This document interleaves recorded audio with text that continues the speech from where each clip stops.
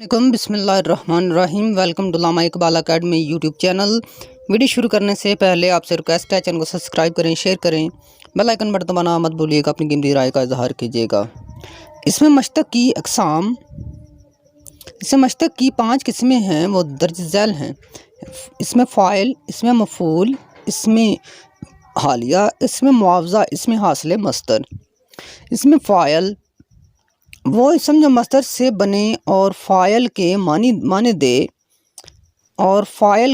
دے اسے اس میں فاعل کہتے ہیں، جیسے آنے والا، جانے والا، مسافر، قاتل وغیرہ۔ فاعل اور اس میں فاعل میں فرق۔ فاعل کام کرنے والے کو کہتے ہیں، اس میں فاعل کام کرنے والے کا اصلی نام نہیں ہوتا، جیسے ظالم، عالم وغیرہ۔ اس میں مفعول وہ اسم جو مصدر سے بنے اور مفعول کے معنی دے، جیسے گھر، ہوا، مرا ہوا، لکھا ہوا، مقتول وغیرہ۔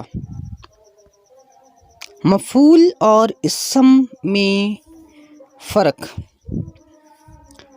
مفعول وہ ہے جس پر کوئی کام واقع ہوا ہو، اس میں مفعول جس پر کام سرزد ہوتا ہے، اس کا اصلی نام نہیں ہوتا، جیسے مظلوم، مرحوم، مغفور وغیرہ۔ اس میں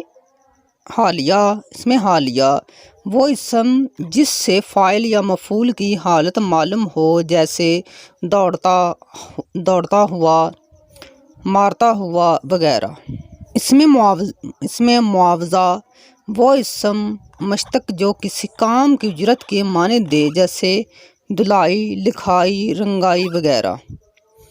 اس میں وہ اسم مشتق جو مصدر تو نہ ہو لیکن مصدر کے معنی اور اثر ظاہر کرے، اس میں حاصل مصدر کہلاتا ہے، مثلا کھیلنا سے کھیل، چلنا سے چلن وغیرہ۔ ہوپفلی آپ کو سمجھ آ گئی ہوگی۔